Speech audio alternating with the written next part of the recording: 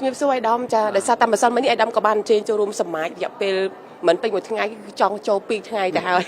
ไอ้ดอมจองเอาไอ้ดอมบางหันปีตุสนะโยนขึ้นตัวแต่มาดองจุ่มเป็นจะดังกาทั่วสมัยในเป็นมาสมัยนังปตอในថ្ងៃនេះបាទសម្រាប់រូបខ្ញុំជាអ្នកនយោបាយហើយខ្ញុំក៏មានកិត្តិយសដែរដែលបានផ្ដល់ការអនុញ្ញាតដល់ខ្ពង់ខ្ពស់ពីសម្ដេចអគ្គមហាសេនាបតីតេជោហ៊ុនសែនដែលអនុញ្ញាតនឹងបើកលំហឲ្យទូលំទូលាយដល់អ្នកនយោបាយបានស្វែងយល់ហើយសមាជព្រឹទ្ធសភានិងរដ្ឋសភានេះគឺជាប្រវត្តិសាស្ត្រមួយដែលបង្ហាញឲ្យកម្ពុជាក៏ដូចជាប្រជាពលរដ្ឋទូទាំងប្រទេសបានជ្រាបច្បាស់ពីកិច្ចការងាររបស់រដ្ឋដែលកំពុងតែខិតខំប្រឹងប្រែងដើម្បីជាតិមាតុភូមិហើយជាពិសេសទៅទៀតនោះគឺជាការបដិញ្ញាយ៉ាងខ្ពង់ខ្ពស់បំផុតសម្រាប់បូរណភាពទឹកដីរបស់កម្ពុជាយើងលោកក៏បានលើកនៅថ្ងៃនោះផងដែរបញ្ជាក់ថាកម្ពុជានឹងត្រូវរៀបចំពាក្យបណ្ដឹងទៅអង្គការតុលាការអន្តរជាតិដើម្បីទាមទាររកយុត្តិធម៌ឲ្យកម្ពុជាវិញហើយមួយវិញទៀតគណៈបកនយោបាយចូលមកអង្គុយស្ដាប់ក៏ដូចជា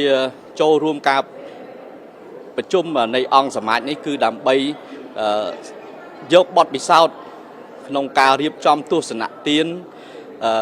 សម្រាប់ផ្ដល់ជូនទៅរាជរដ្ឋាភិបាលជាធាតុចូលសម្រាប់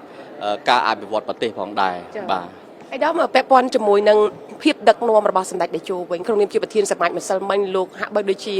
បង្ហាញអំពីការបដិញ្ញាចិត្តខ្ពស់រហូតដល់សកម្មភាពតាំងពីព្រឹកព្រលឹមរហូតដល់ម៉ោងពាក់កណ្ដាលអាធ្រាត្រថាតើក្នុងនាមឯកឧត្តមជាអ្នកតាមដានជាអ្នកអង្កេតមើលថាវាតម្លៃឬក៏មើលឃើញបុគ្គលិកលក្ខណៈនឹងភាពជាអ្នកដឹកនាំរបស់សម្ដេចតេជោបែបណាដែរ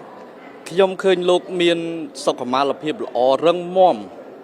ស័ក្តិសមជាមេដឹកនាំដែលជាគំរូដល់អ្នកនយោបាយចំនួនក្រោយក៏ដូចជាថ្នាក់ដឹកនាំ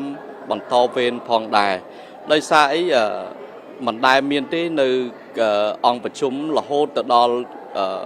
ម៉ោង12ព្រោះសឹងតែឆ្លងថ្ងៃទៀតហើយតាំងពីម៉ោង8ទៅបាទម៉ោង8នេះហើយគឺជាគំរូវីរភាពដ៏ល្អក្នុងការខ្វាយខ្វល់ពីការតាក់តែងច្បាប់ក៏ដូចជាការធ្វើវិសោធនកម្មទៅលើប្រធានបទទាំង3ដែលបានរៀបចំឡើងដោយសមាជរដ្ឋព្រឹទ្ធសភានិងរដ្ឋសភាបាទនេះគឺជាការបង្ហាញឲ្យឃើញនៅការដឹកនាំដ៏ល្អក៏ដូចជាការបង្ហាញឲ្យឃើញនៅភាពគេហៅថាជាចាស់ទុំអ្នកនយោបាយចង់ឲ្យអ្នកនយោបាយចំនួនក្រោយគាត់មានន័យថាគាត់មើលពីគំរូដ៏ល្អនេះសុំកុំឲ្យមានការលៀបពណ៌កុំឲ្យមានការញុះញង់គ្នាព្រោះជាតិយើងឥឡូវនេះកំពុងតែជួបបញ្ហាការឈ្លានពានពីប្រទេសជិតខាងផងអញ្ចឹងយើងសុំកុំឲ្យមានការបាក់បែកសាមគ្គីគ្នាសោះព្រោះគំរូវីរភាពទាំងអស់នេះហើយដែលបង្កឲ្យមាននៅសន្តិភាពមកដល់ថ្ងៃនេះបាទនេះគឺជាសមិទ្ធផលដ៏ធំធេងដែលសម្ដេចលោកខិតខំតាំងពីបាតដៃទទេរហូតមកដល់កម្ពុជាមានសន្តិភាពពេញលេញ